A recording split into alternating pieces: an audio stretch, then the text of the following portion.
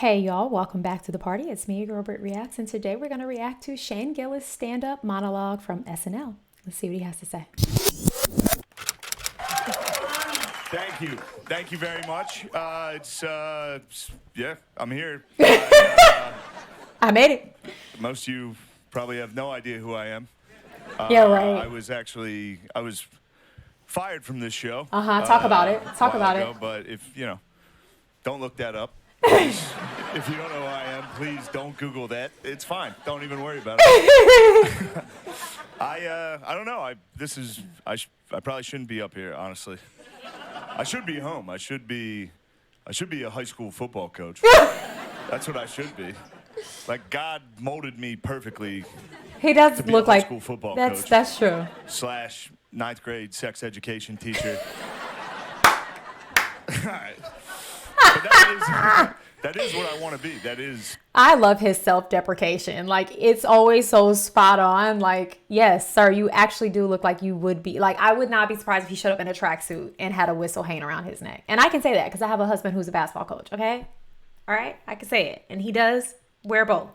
I love him. I have the moment of happiness for him because, he thought this door was closed. And I think SNL probably got a lot of backlash because people were just like, it wasn't that serious. It wasn't that deep, especially because the person that he was talking about literally was like, okay, and if the person who's subject to said issue is not offended, I'm just saying. So I have a moment of just happiness for him that he has some redemption and, it wasn't the end of the road for him. And he saw a lot of success to get him here.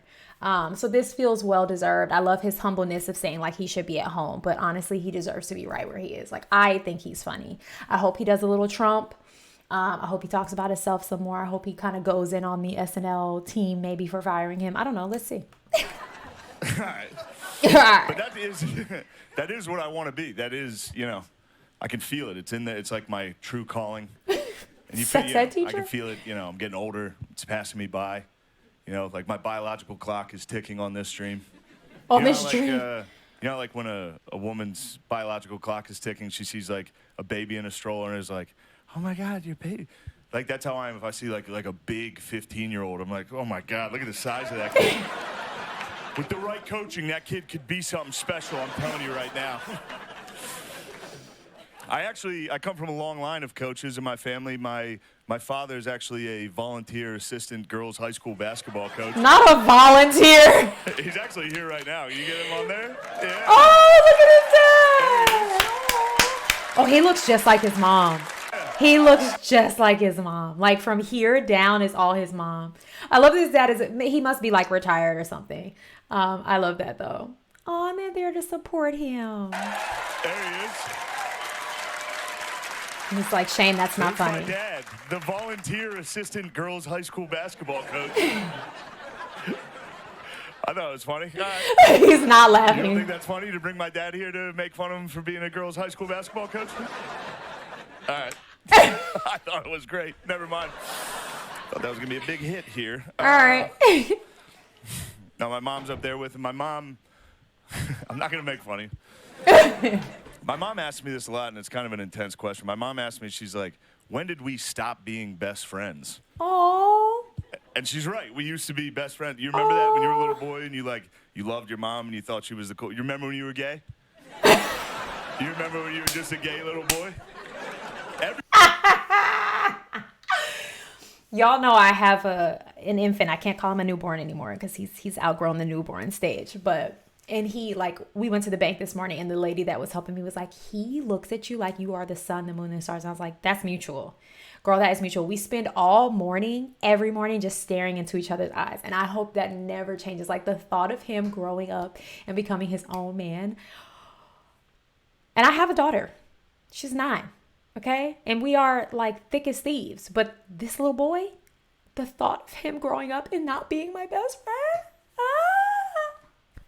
I feel you, Mrs. Gillis. I feel you. Gay?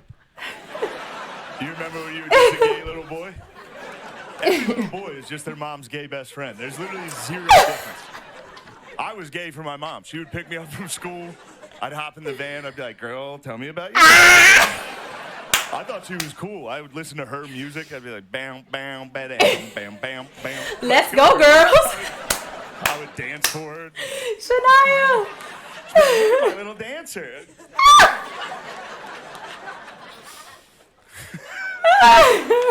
But he didn't make fun of her. He made fun of when himself. we stopped being best friends, and I don't have the heart to tell her because, like most men, I know exactly when me and my mom stopped being friends. It was the first time I whacked off. Yeah. Because before that, you're like, oh, where's my mom? I love my mom. She's so cool. One nut, you're like, when's that bitch gonna leave the house? I have so much business to attend to. Ew, I don't want to think about that. Ew. I hope I can say those words on TV. Apparently you can. Anyway, my whole family's here, so I'll talk about them instead of anything else. Talk about my family. I'll tell you this. I don't know if you guys, if you can tell by looking at me, but I do have family members with Down syndrome. Shame. Got me. I dodged it, but it nicked me. It nicked me. I think that's how I was introduced to him, was this bit where he talks about how he knows he looks like he's missing some chromosomes. And I think people are afraid to laugh because obviously Down syndrome is not something to laugh about. But the thought of him like thinking that he looks like I think it's ridiculous. Like, it's like he must have been teased about this growing up or something. I wonder if he really has family members and if they feel that way, if he's making this joke. The dodging is crazy. I dodged it, but it nicked me. It nicked me. Shane. It's funny. Look, I don't have any material that can be on TV, all right? Right. I'm trying my best. Do your Trump. So this place is extremely well lit. I can see everyone not enjoying it. This is, just the most nervous I've ever been. Don't clap now. Shut up. No, I brought up Down syndrome. You can always tell who's never been around Down syndrome when you bring it up. Like, if I tell people, if I'm like, yeah, I have family members with Down syndrome, people that have never been around it are always like, I guess he really does. Like it's the end of the world. Like, oh, are they okay? Are they doing? It's like they're doing better than Right. everybody I know. Right. They're the only ones having a good time. Right. Consistently. They're not worried about the election. They're having a good time. My niece has Down syndrome, and I thought that was gonna get a bigger laugh. Tell the story, Shane. Not that fun here. But no, my niece has Down syndrome. It's a funny thing that happens when someone in your family has Down syndrome. It goes, my sister was pregnant, everybody was like very, very scared. And then once they come into your life, you realize that's easily the only good member of your entire family. Right. It's crazy. And then your family gets like too proud. Like now, every single day in my family's group text, it's just pictures of my niece. And every day, somebody else in my family comments, she looks exactly like Uncle Shane.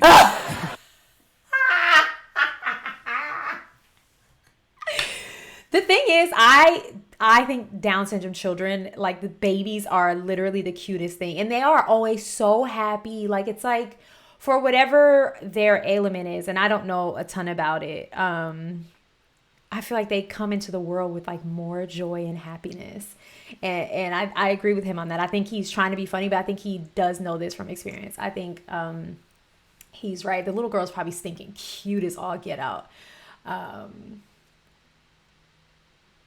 I thought he was joking, but he's serious. He's like, I have Down syndrome family members. And so I guess his family is okay with him poking fun at it. I mean, what can't you poke fun at, honestly? You could poke fun and offend people in any arena, in any topic. So, just draw one out of a hat, I guess. I don't know. All right, let's keep going. And every day, somebody else in my family comments, she looks exactly like Uncle Shane. And I would be like, yeah, I see it a little. And there's no denying it. She does. She looks like me with bangs. Just happy. She has bangs. Oh. Little kids with bangs. I can't. My it's sister, so my niece's cute. mother, she didn't know she could get pregnant, so she foster cared and then adopted 3 black kids, and then she finally got pregnant, and now she has a kid with Down syndrome, and her husband is from Egypt. He's an Arab guy. You go over to their house, it's like getting in the craziest Uber pool you've ever been. Literally. It's crazy. Like, how did you guys meet? This But there's something, I don't know, my niece, one day, I'm not saying it's like something I'm looking forward to, but I think it'll be a nice thing for the whole country. For the whole I would say country. when my niece is probably in like 5th, 6th grade, out at recess, and some white kids out there like, hey, you're not allowed to play with us. You're retarded. And then 3 black kids come flying out of nowhere. Just start. I didn't know you could say the R word on TV. I thought that was now like just so socially unaccepted. Kind of shocked by that. This is funny though, like thinking about like people not thinking about people teasing her, but then like her having 3 big, first of all, 3 big brothers, period. But then like 3 big brothers that are black. Like where are y'all coming from? Like where did y'all come from? Like it's hilarious to think about. Retarded. And then 3 black kids come flying out of nowhere. Just start wailing on that cracker. Everyone's gonna be like, oh! You can say that on TV? It's like a nice moment. A nice moment. You said cracker. No, my family and I, we opened a coffee shop in my hometown for people with Down syndrome to work at. Oh, And it's going, don't clap. I love I didn't do that. it for the claps. I did it, For the money? It's going exactly how you'd think it would go. It's doing well, actually. Line around the corner every day. Oh. Not because there's like a ton of people going, but service is... Everyone's getting apple juice. We don't know how to fix that problem. Shane. There's one thing you know. There's one thing you notice though when you work with these guys, and it's funny. There's 0 difference between us and them, and especially at work, there's no difference. Every day these dudes show up to work just. Right. And you're like, what's your problem, dude? They're like, I hate this job. So. All right, hey, we've got a great show for you tonight. 21 Savage is here, so stick around. We'll be right back. Oh man, he didn't do any Trump. He's like, it was it. No, I think that was a great first monologue. I love that he admitted like he was nervous. I think it was a good first monologue. I think it was who he is. I think he stayed very true to himself. He didn't do any Trump, but I did yesterday react to him doing a Trump skit, and so I'm sure he probably did maybe more than one. I think just Shane Gillis is really funny. I don't know. Tell me what you think in the comments, and I hope you have the day you deserve. Bye.